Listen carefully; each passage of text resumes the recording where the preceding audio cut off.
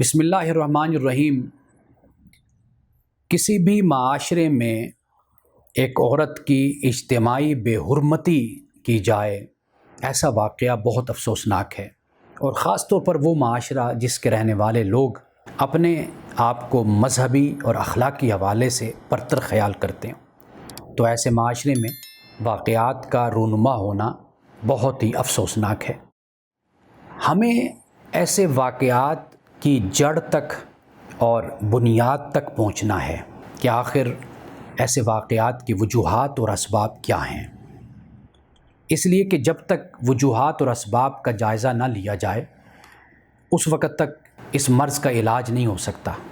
اس لیے کہ علاج تب ہی ہوگا کہ جب اس مرض کی تشخیص ہوگی۔ اب دیکھیے کہ ایسے واقعات کیوں رونما ہوتے ہیں اور سرعام رونما ہوتے ہیں۔ اس کی ایک بنیادی وجہ تو یہ ہے کہ لوگوں کے دلوں سے جب قانون کا خوف نکل جاتا ہے اور وہ یہ سمجھتے ہیں کہ قانون کیا چیز ہے اور اس قانون کو خریدا جا سکتا ہے، دبایا جا سکتا ہے، مٹایا جا سکتا ہے،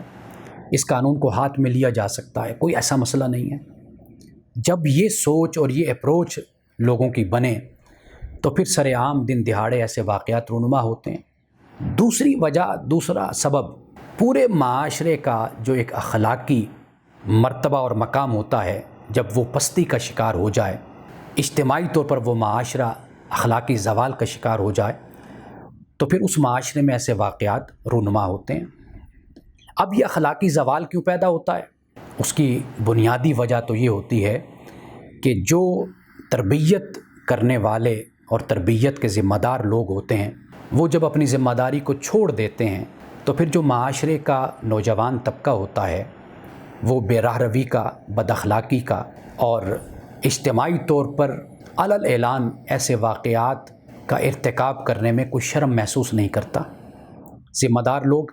دانشور ہوتے ہیں، اساتذہ ہوتے ہیں، والدین ہوتے ہیں۔ اور اس اخلاقی زوال کی ایک تیسری وجہ بھی ہے، اور وہ یہ ہے کہ ہمارا سوشل میڈیا اور ہمارے ذرائع معلومات وہ نوجوانوں کے لیے ایسا مواد مہیا کر رہے ہوتے ہیں کہ جس سے ان کی اخلاقی تربیت نہیں ہوتی بلکہ اخلاقی زوال کا وہ شکار ہوتے چلے جاتے ہیں۔ آج یہی صورتحال ہمارے معاشرے کی ہے۔ یعنی یہ وجہ تو میں نے آپ کو اخلاقی زوال کی بتائی ہے، لیکن یہ جو واقعات ہمارے معاشرے میں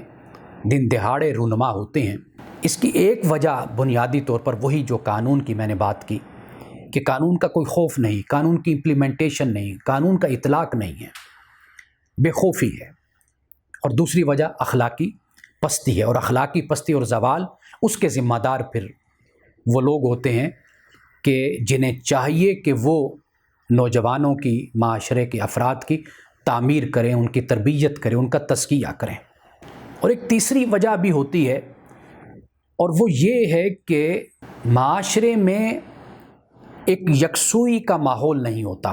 یعنی قوم، نیشن، نوجوان، ان کی زندگی میں جب مقصدیت ختم ہو جاتی ہے تو وہ پھر برائی کا، بدی کا، فحاشی کا وہ شکار ہوتے ہیں۔ یہ جو آخری سبب اور وجہ میں نے بیان کی ہے یہ سب سے اہم ہے، اس لیے کہ جب ہم آج اپنے نوجوانوں کی زندگی کو دیکھتے ہیں اور ان کی مصروفیات اور مشغولیات کو دیکھتے ہیں اور ان کی زندگی کا جائزہ لیتے ہیں تو ہمیں ان کی زندگی میں مقصدیت نظر نہیں آتی۔ جب قوم کا نوجوان طبقہ مقصدیت سے محروم ہو جائے تو پھر اس معاشرے میں ایسے واقعات کا رونما ہونا یہ کوئی حیرانی کا باعث نہیں ہوتے۔ مجموعی طور پر سوشل فیبرک جس کو ہم کہتے ہیں، ایک پورا معاشرہ اور سماج اگر وہ اپنی بنیادوں کو کھو دے اور اس کی بنیادیں کھوکھلی ہو جائیں تو پھر اس معاشرے میں ایسے واقعات رونما ہوتے ہیں۔ مشرق کی تقدیس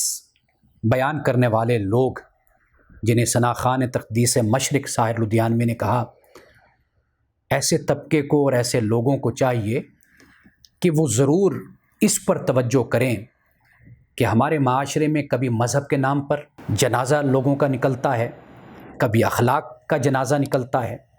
کبھی سیاست کے نام پر گالی گلوچ، بدتمیزی کا رویہ اختیار کیا جاتا ہے،